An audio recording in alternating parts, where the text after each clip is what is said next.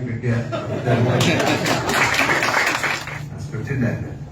അപ്പൊ അതെല്ലാം മനസ്സിൽ കാണുകയും അതിനെ ഏറ്റവും നന്നായിട്ട് എക്സിക്യൂട്ട് ചെയ്യുകയും. നല്ല സിനിമകൾ ഉണ്ടാകണമെങ്കിൽ ഒരുപാട് ഘടകങ്ങളുണ്ട്. നേരത്തെ പറഞ്ഞ പോലെ എല്ലാം നല്ലതായിരിക്കണം. അങ്ങനെ 100 മാർക്ക് കിട്ടാൻ വലിയ പ്രയാസമാണ്. അതിലെ പാട്ടുകൾ നന്നായിരിക്കണം, ശരിക്കും നന്നായിരിക്കണം. ഒരുപാട് വർഷത്തെ ഒരു യാത്രയാണ്. ആ യാത്രയിൽ നിങ്ങളെ കൂടെ നിൽക്കുന്നു എന്ന് പറയുന്നത് തന്നെയാണ് വലിയ കാര്യം.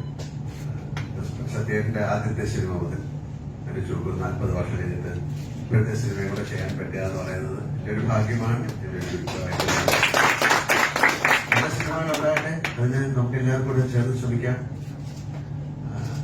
പിന്നെ നല്ല സിനിമകൾ ഉണ്ടാകാൻ ഞാൻ പണ്ടൊരിക്കല് ഞാൻ ഒരുപടി മനുഷ്യന്റെ കൂടെ ഇങ്ങനെ നിൽക്കുമ്പോൾ ഒരു തമാശയായിട്ട് പറയാനും 2 പേരും സംസാരിക്കുക. കുറച്ച് തമിഴ് കലർന്ന ഒരു ജനറേറ്റർ വാന്റെ ഡ്രൈവർ ക്ലിയർ. അവരുടെ ഒരു തർക്കം നല്ല സിനിമ ഉണ്ടാകുന്നില്ലാണ്. നല്ല സിനിമ, നല്ല സ്റ്റോറി വേണം. സ്റ്റോറിയൊക്കെ ഓക്കെ, പിന്നെ നല്ല ഡയറക്ഷൻ എഴുതാൻ പറ്റുമ്പോൾ നല്ല പാട്ട്, സീന്, ഫൈറ്റ്, അങ്ങനെ പറഞ്ഞ പോലെ തീർന്ന ഞങ്ങൾ പോണം.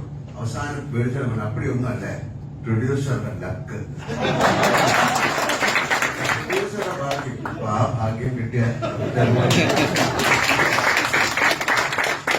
ഭാഗ്യം കിട്ടുന്നത് അതിനു വേണ്ടി കഷ്ടപ്പെടണം, കാത്തിരിക്കണം, അതിനുവേണ്ടി പ്രാർത്ഥിക്കണം, അതിനുവേണ്ടി ഒരു മനസ്സുണ്ടാകണം. അതിന് കൂടെ ഞങ്ങളുണ്ടാകും, നിങ്ങളുണ്ടാകും. എന്തായാലും ഒരുപാട് സന്തോഷം. ഇതിന്റെ ഇങ്ങനെയുള്ള വലിയ വിജയം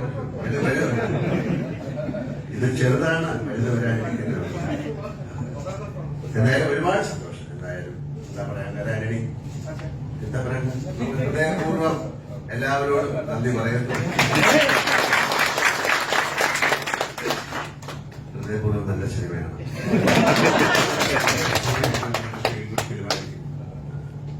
പക്ഷെ സത്യത്തിന്റെ നിന്ന് അത് നമുക്ക് അതിൽ നിന്നൊക്കെ സാധാരണ സിനിമയിൽ നിന്നൊക്കെ മാറിയ ഒരു കഥയാണ്. അതിനുവേണ്ടി കാത്തിരിക്കാൻ നമുക്ക് നല്ല സിനിമകൾക്ക് വേണ്ടി ചൊല്ലി നോക്കുന്നതന്നെ. അല്ല, അദ്ദേഹം ഇതിന്റെ കൂടെ സഞ്ചരിച്ചു. അതിനിടയിൽ ഇത് വേറെ ആർക്കെങ്കിലും കൊടുത്തൊരു സിനിമയാക്കാനൊന്നും അദ്ദേഹം ശ്രമിച്ചില്ല. ഈ കാത്തിരിപ്പ് ഇതിനു വേണ്ടിയായിരുന്നു. അപ്പം ഇനിയും എല്ലാ കാര്യങ്ങളും നിർത്തിവെച്ചിട്ട് നമുക്ക് ഇതുപോലുള്ള കാര്യങ്ങൾ തുടരും.